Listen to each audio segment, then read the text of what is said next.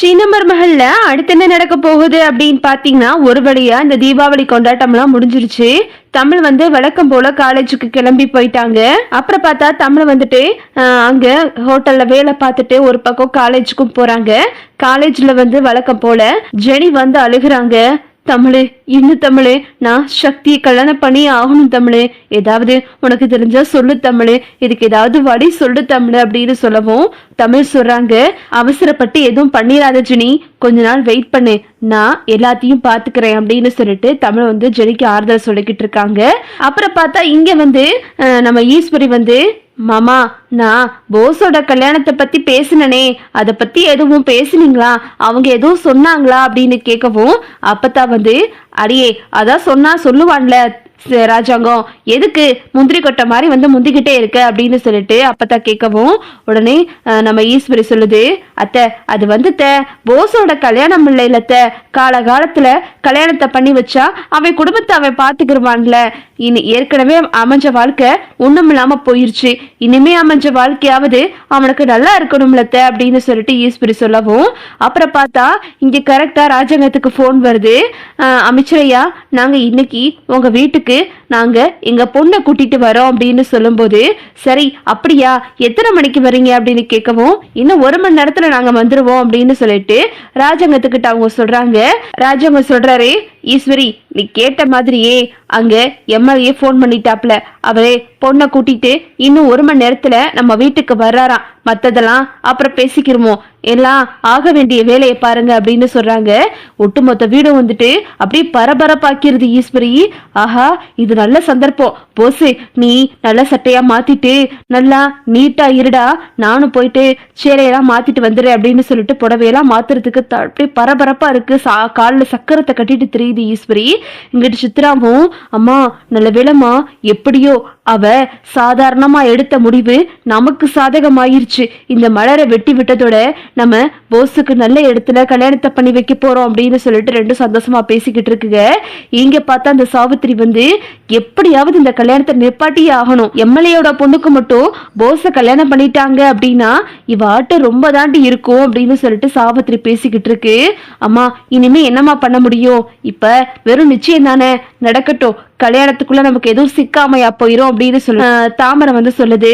ஆமாண்டி, இதெல்லாம் நம்ம பார்க்கணும்னு தலை எழுத்து அப்படின்னு சொல்லிட்டு பேசிக்கிட்டு இருக்காங்க. அப்புறம் பார்த்தா இங்கிட்டு நம்ம தனம் வர்றாங்க.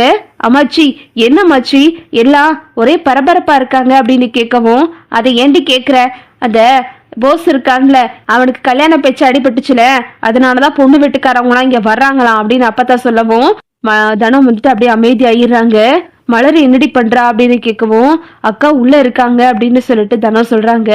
வேகமா தனம் போயிட்டு, அக்கா என்னக்கா நீங்க பாட்டுல அமைதியா இருக்கீங்க, அங்க இன்னைக்கு போஸ் எனக்கு பொண்ணு வீட்டுக்காரவங்களாம் வர்றாங்களா கல்யாணம் பேசுறதுக்காக அப்படின்னு சொல்லவும், இதுக்கு மேல என்ன தனம், நல்லபடியா கல்யாணம் பண்ணட்டும், எனக்கு பெரிய விடுதலை கிடைச்ச மாதிரி தான் அப்படின்னு சொல்லிட்டு இங்க மலர் ஒரு மாதிரி ஆயிடுறாங்க.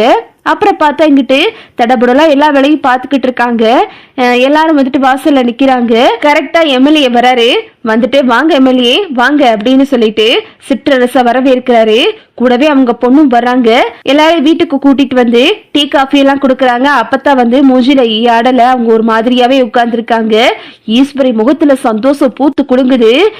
அங்க பொண்ணை பார்த்ததுமே, சித்ரா பாத்தியாடி பொண்ணு எவ்வளவு அழகா இருக்கான்னு, இந்த பொண்ணை எப்படியாவது நம்ம போஸுக்கு கல்யாணம் பண்ணி வச்சிடணும் அப்படின்னு சொல்லிட்டு அப்படியே ஈஸ்வரி வலிஞ்சு பேசுது. இதுதான் பொண்ணா அப்படின்னு கேட்கவும், ஆமா எங்களோட ஒரே பொண்ணு இதுதான், உங்க பையன் எங்க அப்படின்னு கேட்கவும், போஸ் வர்றாப்புல, இதுதான் எங்க பையன் அப்படின்னு சொல்லிட்டு ஈஸ்வரி சொல்லுது. என் பையனுக்கும் உங்க பொண்ணுக்கும் இப்போ ஜோடி பொருத்தம் ரொம்ப அருமையா இருக்கும், உங்க பொண்ணு கிட்ட கேட்டு சொல்லுங்க என் பையனை பிடிச்சிருக்கா அப்படின்னு சொல்லிட்டு அப்படின்னு ஈஸ்வரி கேக்குது. அந்த பொண்ணு எனக்கு இவரை பிடிச்சிருக்கு அப்படின்னு சொல்லிடுது. போஸ் அந்த பொண்ணை பார்த்ததுமே அப்படியே வளைய ஆரம்பிச்சிடறான். அம்மா எனக்கு எந்த பிரச்சனையும் இல்லம்மா, பொண்ணு எனக்கு பிடிச்சிருக்கு அப்படின்னு சொல்லிட்டு போசு சொல்றான். சரி அப்புறம் என்ன, தட்டை மாத்திக்கிருவோம் அப்படின்னு சொல்லிட்டு ஈஸ்வரி சொல்லுது. உடனே ராஜாங்க சொல்றாரு, என்ன ஈஸ்வரி அவசரம் அப்படின்னு கேட்கும்போது, மாமா எல்லாம் காலகாலத்துல பண்ணிடுவோம் மாமா அப்படின்னு சொல்லுது. அப்பத்தாவும் சொல்றாங்க, ஏண்டி பறக்கிற, கொஞ்சம் பொறுமையாதான் பண்ணலாமே அப்படின்னு சொல்லவும், அத்தை என்னத்த பெரியவங்களா இருந்து நீங்க தான் அதெல்லாம் முன்னாடி பண்ணணும், நீங்க என்னடானா பொறு இருன்னு சொல்லிக்கிட்டு இருக்கீங்க அப்படின்னு ஈஸ்வரி வந்து சண்டைக்கு வருது. அப்புறம் பார்த்தா சரி சரி ஈஸ்வரி ஆசைப்பட்ட மாதிரியே தட்டை மாத்திக்கிருவோம் அப்படின்னு சொல்லிட்டு பேசி முடிக்கிறதுக்காக தட்டை மாத்த போறாங்க. கரெக்டா தமிழோட அப்பா வர்றாரு. நிறுத்துங்க அப்படின்னு சொல்லும் போது உடனே ஈஸ்வரி வந்து, யோ உனக்குனே அங்க வேலை, எதுக்கியா இப்ப நிப்பாட்ட சொல்லிக்கிட்டு இருக்க, மாமா என்ன மாமா இதெல்லாம், இவனை எதுக்கு மாமா உள்ள விட்டீங்க அப்படின்னு சொல்லிட்டு ஈஸ்வரி கத்துது. ஐயா ஒரு நிமிஷம் ஐயா, உங்ககிட்ட ஒரு முக்கியமான விஷயம் சொல்லணும்யா, ஒரு பொண்ணோட வாழ்க்கை நாசமாயிர போக கூடாதியா, ஏன்னா உண்மையான விஷயத்த சொல்லி ஆகணும்யா அப்படின்னு சொல்லிட்டு இங்க தமிழோட அப்பா கத்துறாரு.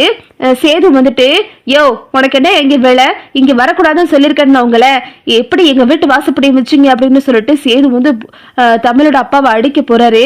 அப்புறம் பார்த்தா இங்க அப்பத்தான் சொல்றாங்க, அடே அடே அடிக்காது, எதுவும் பண்ணாதடா, விடுடா, என்னதான் சொல்ல வரான்னு கேட்போமே அப்படின்னு சொல்லும் போது தமிழோட அப்பா வீடியோ எடுத்து காட்டுறாரு.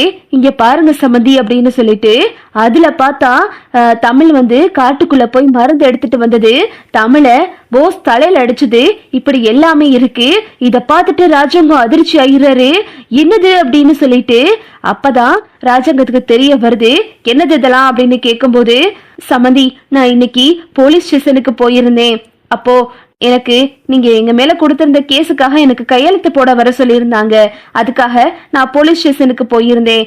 அப்போ அங்க உள்ள ஒரு வீடியோ ஓடிக்கிட்டு இருந்துச்சு, வனத்துறையினர்லாம் உட்கார்ந்து இருந்தாங்க, அவங்க வந்து இந்த மாதிரி போலீஸ் கிட்ட இந்த வீடியோவை காட்டிக்கிட்டு இருந்தாங்க, நானும் அந்த வீடியோவை பார்த்தேன். அதுல பார்த்தா நம்ம தமிழ் இருந்தா, தமிழ் மருந்து எடுத்ததும் தமிழை யாரோ தலையில அடிச்சது எல்லாமே பதிவாயிருக்கு அப்படின்னு சொல்லும் போது இதை கேட்டுட்டு ராஜாங்க அதிர்ச்சி ஆகிறாரு.